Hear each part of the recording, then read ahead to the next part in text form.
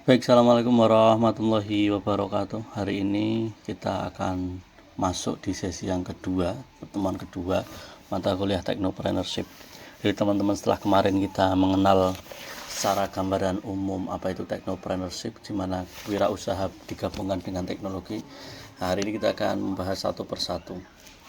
Kita akan mulai dari apa itu Entrepreneurship atau kewirausahaan.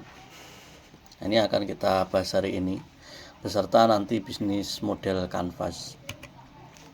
Jadi kewirausahaan ini merupakan konsep yang melibatkan adanya penciptaan atau pengelolaan dan pengembangan usaha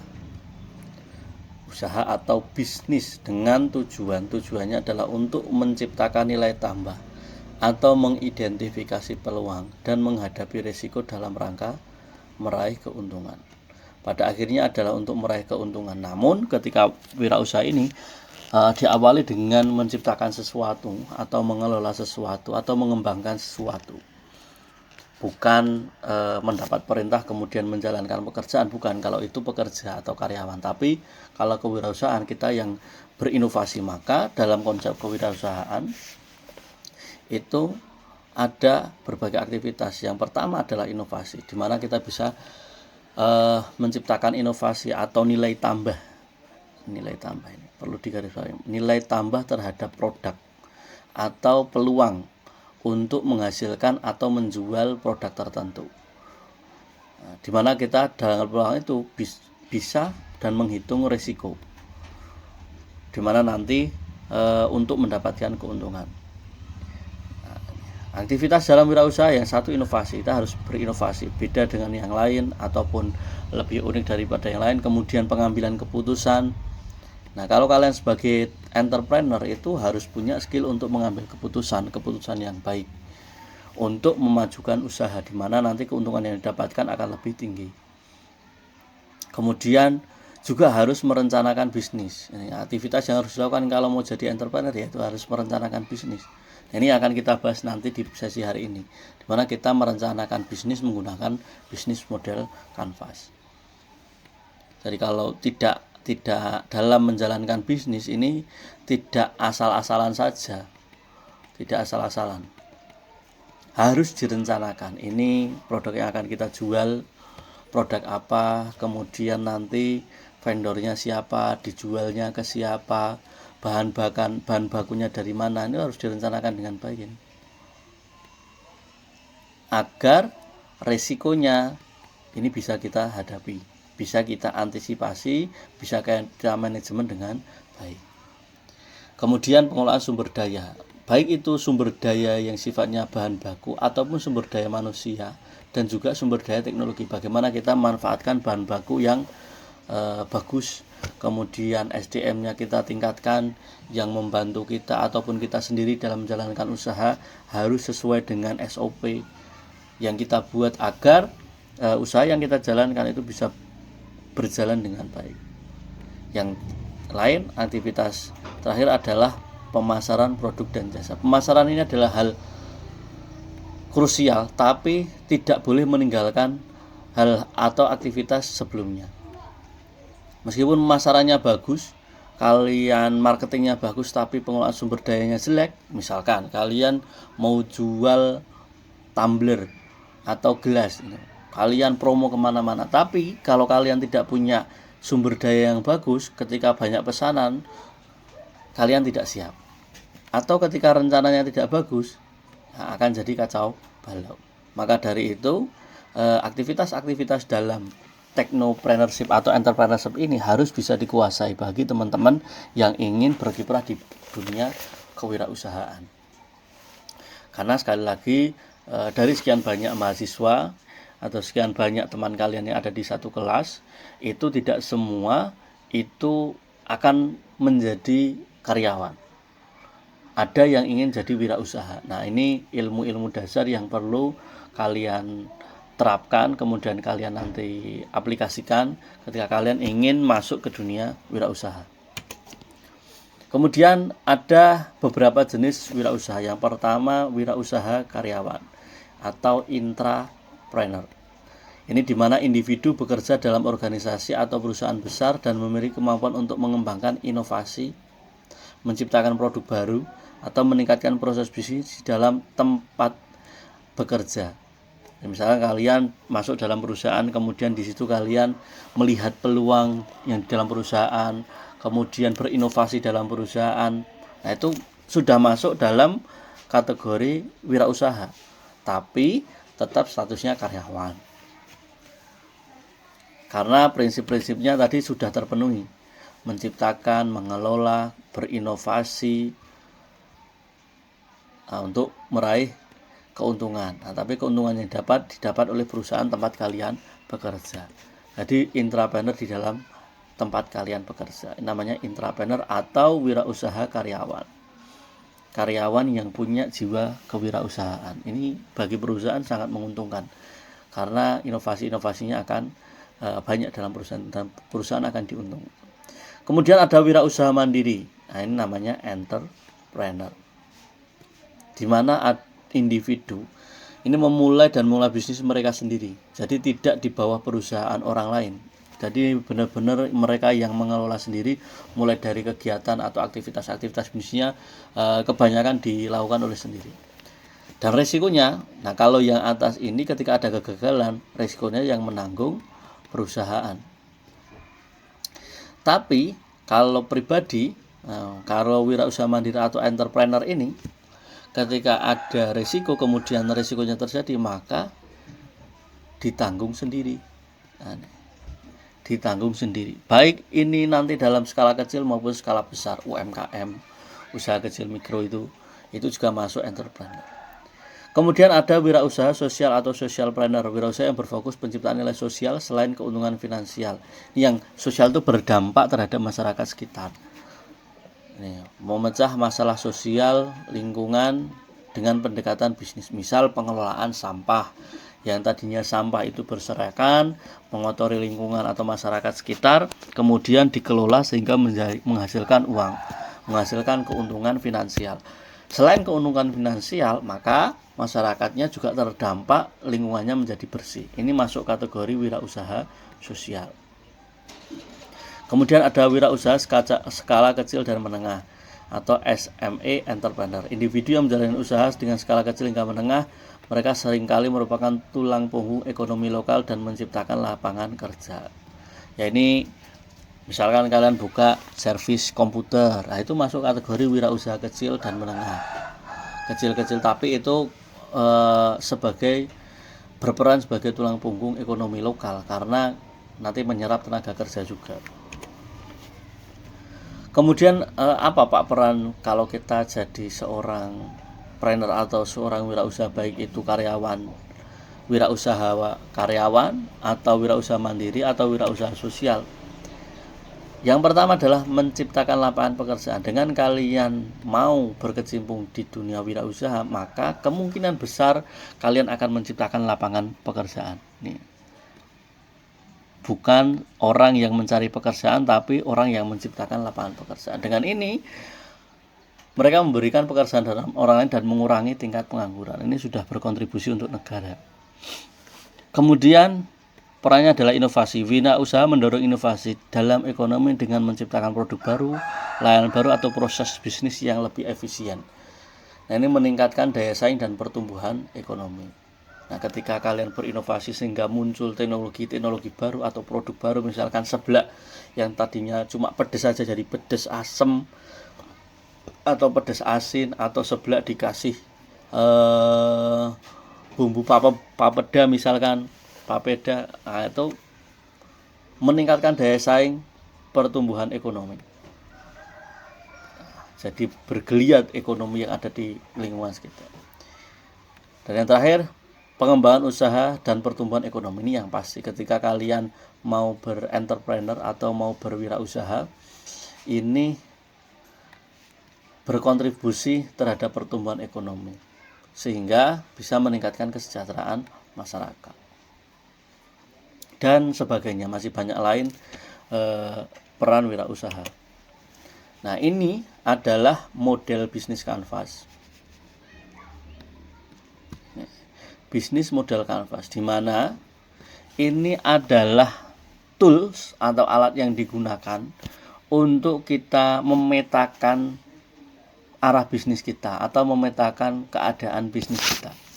Jika kalian ingin menjalankan sebuah bisnis atau berwirausaha, misalkan ini tadi saya bilang ini masuk dalam perencanaan. Ketika kalian menjalankan usaha, siapa key partnernya atau mitra kalian itu siapa? Kemudian aktivitas utamanya apa di dalam wirausaha kalian? Kemudian nilai tambah dari produk kalian apa? Kemudian customer-nya atau pelanggannya nanti siapa saja ini? Customer relationship. Nah, kalian akan bekerja sama dengan pelanggan yang seperti apa? Kemudian segmen pelanggannya seperti apa saja? Apakah dewasa atau remaja atau laki-laki atau perempuan? Kemudian gen apa? Nah, segmennya tertentu. Atau dia pekerja. Nah, ini sehingga nanti ini akan menjadi bahan utama menentukan strategi atau pengambilan keputusan. Kemudian channeling, revenue stream, cost structure, dan key resource. Nah, ini akan kita bahas nanti. Alat yang digunakan untuk menggambarkan, merancang, dan menganalisis model bisnis suatu organisasi atau usaha. Dikembangkan oleh Alexander Osterwalder dan Jens Wigner dan telah menjadi alat yang populer dalam merencanakan dan mengembangkan bisnis. Sebenarnya ada banyak sekali alat untuk menggambarkan atau perencanaan bisnis, tapi ini adalah salah satu tool yang cukup familiar atau cukup populer di kalangan pebisnis. Terdiri dari 9 elemen utama yang merangkum berbagai aspek bisnis. Nah, dari 9 elemen ini kita bisa melihat kondisi bisnis yang sedang atau yang akan kita jalankan. Nah, customer segment kita bahas satu persatu. Segmentasi pelanggan. Ini nomor 1. Customer segment. Apa itu customer segment? Customer segment adalah bagaimana kita mengidentifikasi segmen pasar atau kelompok pelanggan menjadi target bisnis. Siapa yang kalian coba untuk jangkau? Ini kira-kira produknya untuk siapa ya? Jadi nanti di sini isinya nih.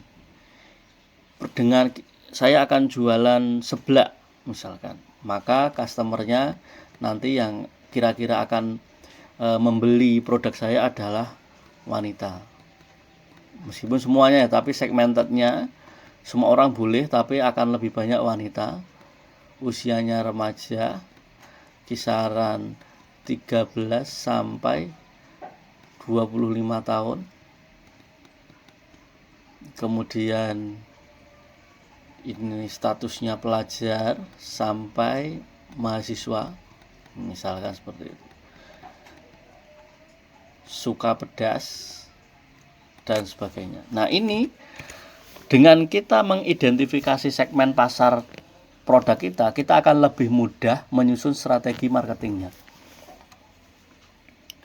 Kemudian yang kedua, proposisi nilai atau value proposition. Ini nomor 2. Nah, apa itu value proposition? Nah, di sini kita akan menjelaskan dengan sejelas-jelasnya apa yang membuat produk atau layanan kita, layanan kalian ini unik dan berharga, sehingga pelanggan akan memilih produk kalian atau pembeli ini. Misalkan kalian jualan, ya kita contohkan satu produk saja, seblak. Seblak ini tidak hanya, kalau yang tidak tahu seblak silahkan googling, ini makanan yang disukai orang-orang. Ada banyak orang yang jual seblak atau es krim lah, ada banyak orang yang jualan es krim, tapi kenapa mereka harus memilih membeli es krim kalian? Nah, kalian harus menentukan ini, value proposition ini, nilai unik atau nilai tambah yang berharga bagi pelanggan sehingga mereka membeli produk kalian. Nah, ini harus diidentifikasi. Nanti ditulis di sini. Varian rasanya lengkap. Misalkan varian rasa lengkap. Kemudian bisa COD atau bisa delivery order. Harganya terjangkau. Nah, misal kalau harganya tetap mahal, maka kualitasnya nomor 1. Nah, bahan bakunya aman, tidak mengandung kimia, misalkan seperti itu. Nah, ini ditulis sehingga ini juga akan menjadi nilai yang menonjol, nanti akan dipublikasikan bahwa nilai tambah kalau kalian beli es krim di tempat kami, maka kami jamin bahwa gulanya rendah atau bahan-bahannya aman sehingga tidak mengganggu kesehatan Anda, misalkan seperti itu, sehingga menjadi nilai tawar yang lebih tinggi. Kemudian saluran distribusi atau channel. Apa itu channel? Ini nomor 3. Apa itu channel? Channel itu adalah bagaimana kita akan mengirimkan produk atau layanan kita pada pelanggan. Mencakup berbagai saluran seperti penjualan langsung, pengejar online, atau distribusi khusus. Misalkan es krim ini saya akan jual yang pertama toko. Jadi orang bisa mendapatkan produk kita lewat toko offline, kita buka toko. Selain toko, saya juga akan grosir atau lewat franchise atau kemitraan, misalkan seperti itu. Sehingga channel ini mewadahi, mengidentifikasi produk yang kita miliki ini akan dijual di mana saja atau lewat apa saja. Ini juga bisa dibeli lewat Shopee misalkan, atau lewat TikTok, atau lewat WA, misalkan seperti itu. Nah, sehingga nanti dalam pengerjaannya yang tadi orangnya yang kita tuju siapa sudah tahu, kemudian nilai tambahnya sudah tahu. Nah, cara menyalurkannya kita juga tahu, kita akan jual di mana. Yang ketiga, hubungan dengan pelanggan. Customer relationship, bagaimana kita menjaga agar pelanggan ini tetap dengan kita. Misalkan ini bisa dukungan pelanggan atau customer service atau layanan purna jual. Setelah kalian membeli ini, maka akan dapat garansi atau keterlibatan melalui media sosial. Misalkan mengadakan kuis, giveaway. Nomor 4 ini. Apa yang akan kamu lakukan agar pelanggan mau dan tetap bertahan menjadi pelanggan setia perusahaan kalian? Misalkan garansi. Nah, kita akan memberi garansi setiap pembelian produk atau member card. Kalau mendaftar member card, setiap pembelian produk pasti ada diskonnya. Nah, kemudian bisa lewat jaringan atau grup khusus member dan sebagainya. Ini adalah analisis atau kita mendeskripsikan bagaimana kita menjaga hubungan dengan pelanggan. Kemudian yang kelima, ini adalah sumber pendapatan. Dari mana saja pendapatan bisnis kalian? Ini bisa berupa penjualan produk, berlangganan, iklan atau lisensi atau sumber pendapatan yang lain. Nah, ini di sini. Revenue stream. Dari mana kita mendapat uang? Misalkan jual produk. Tapi karena marketing kita bagus, kita engagement di media sosial juga bagus, ternyata ada juga iklan yang mau masuk. Selain itu, nah ini tadi kita ada franchise di sini. Nah, ini juga pendapatan dari franchise atau mitra. Nah, sehingga kita juga tahu kita itu sebenarnya dapat uang dari mana saja dan bisa dapat dari mana saja. Ini nanti diterjemahkan di sini. Kemudian yang nomor 6 adalah kita mengidentifikasi key resource atau sumber daya kunci. Apa saja yang harus kita miliki agar bisnis yang kita jalankan ini bisa berjalan. mulai dari tenaga kerja, teknologi, fasilitas fisik, modal, dan sebagainya. Key resource kita itu butuh apa saja? Butuh karyawan atau butuh bahan bakunya apa saja, kemudian tempat, modalnya berapa. Nah, ini kalian tuliskan di sini, diidentifikasi, sehingga untuk memenuhi ini semua kalian membutuhkan apa saja. Sampai akhirnya setelah kalian tuliskan, oh kita punya resource seperti ini, atau resource yang kita butuhkan adalah yang sudah kita identifikasi, kita tuliskan, maka baru kita bisa menjalankan perusahaan yang ingin kita bangun.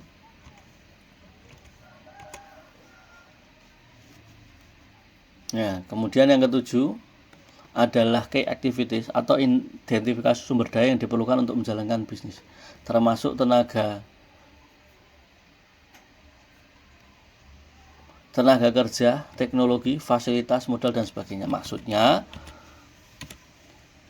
ini key resource dari sumber daya yang kita miliki ini aktivitasnya ngapain aja. Misalkan tenaga kerja, ini ngapain di sini? Kerjanya munculnya adalah SOP, standar operasional prosedur. Dia ngapain aja tugasnya. Kemudian modal ini digunakan untuk apa saja. Kemudian teknologi, kita pakai teknologi apa saja dan untuk apa saja, bagaimana cara menjalankannya. Nah, ini kayak activity. Tidak semuanya kita bisa menjalankan sendiri, maka butuh key partnership. Mitra, kita harus perlu mengidentifikasi mitra atau pihak ketiga yang dapat membantu bisnis kita. Misalkan, siapa sih yang memasok bahan baku?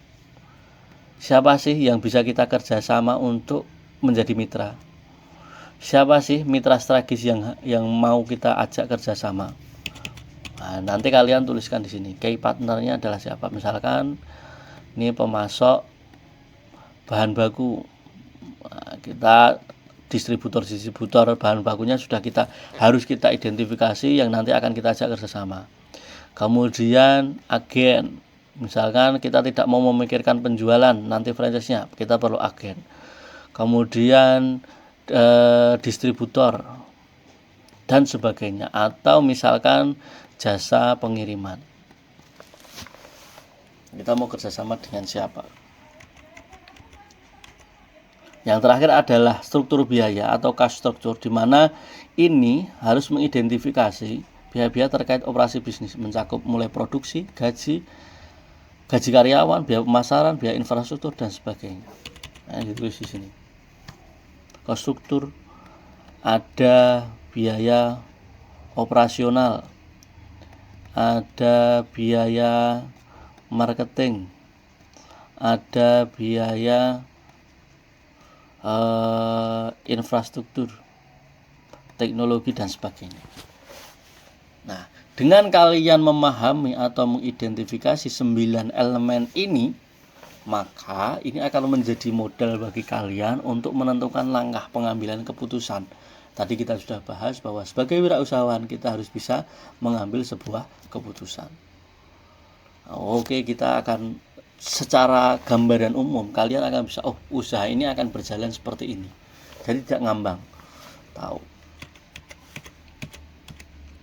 Nah, ini adalah salah satu contoh bisnis yang Bapak miliki saat ini, yaitu pertanian jamur.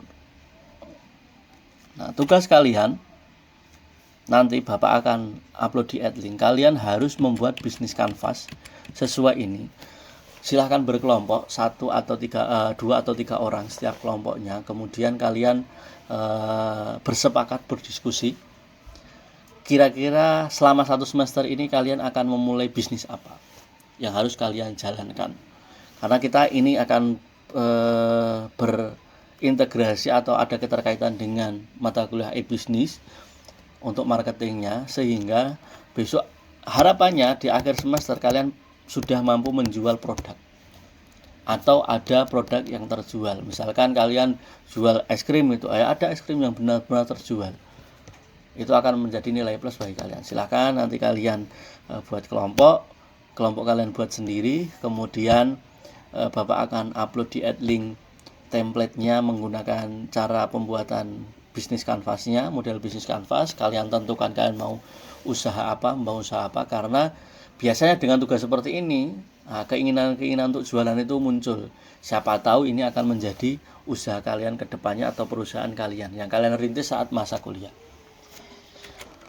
Begitu teman-teman, mungkin itu untuk mata kuliah hari ini yang bisa Bapak sampaikan. Jadi itu tadi, apa itu kewirausahaan, kemudian kita masuk dalam tahap perencanaan menggunakan tools yang namanya bisnis model kanvas dengan 9 elemen yang menggambarkan kondisi perusahaan yang akan atau yang sedang kita jalani, untuk sebagai pertimbangan kita menjalankan keputusan bisnis, langkah-langkah apa yang harus dilakukan.